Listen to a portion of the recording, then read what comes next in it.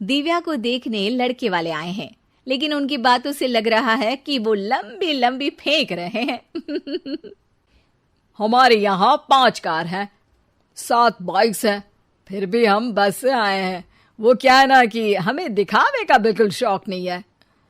बड़ा नेक ख्याल है बेटा। लेकिन खुद की गाड़ी में बैठना दिखावा थोड़ी ना होता है।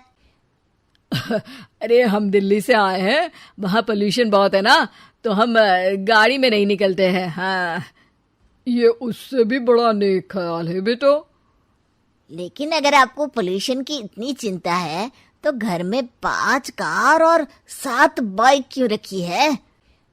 अरे इतने पैसे हैं, फुर्सत में क्या करेंगे, कुछ ना कुछ खरीद लेते हैं।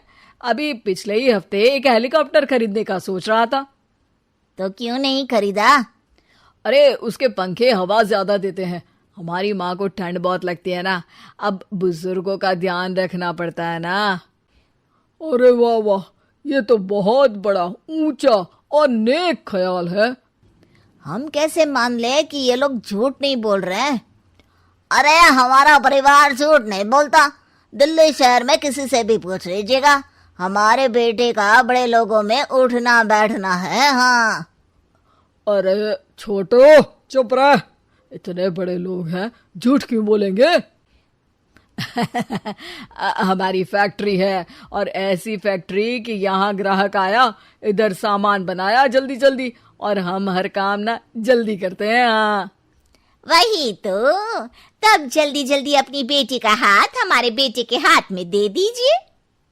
दिव्या के पिताजी दिव्या के भाई छोटू की एक भी बात न मानते हुए दिव्या की शादी दिल्ली के इस फेंकू परिवार में करवा देते हैं।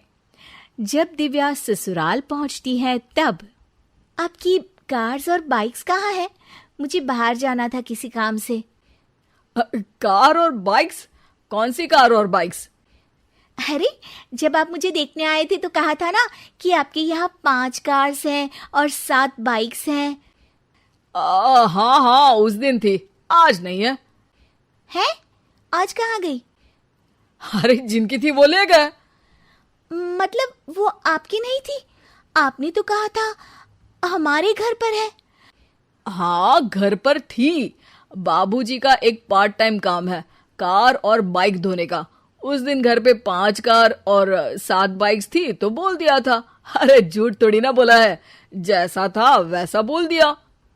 और वो हेलीकॉप्टर खरीदने वाली बात, वो झूठ थी क्या? अरे बिल्कुल नहीं, शहर में एक नई कंपनी आई है पंखे की, जिसके पंखे बड़े हैं। कंपनी का नाम हेलीकॉप्टर रखा है। जब लेने गए तो हवा बहुत तेज फेंक रहा था, तो माँ ने बोला ठंडी लगेगी बेटा। वैसे भी दिल्ली में ठंड ज्यादा होती है ना। झूठ कहाँ बोला मैंने, जैसा था वैसा बोल दिया। हे भगवान! और वो फैक्ट्री वाली बात, इधर ग्राहक आया उधर सामान तैयार। अरे वो भी तो बिल्कुल सही है। मेरा ना पानी पूरी का ठेला है, इधर ग्राहक आता है उधर पानी पूरी बना देता हूँ। अरे झूठ कहाँ बोला, जैसा था वैसा बोल दिया। हे राम, मेरे तो कर्म फूट गए। आपने तो कहा था कि आप लोगों का बड़े लोगों में उठना बैठना है।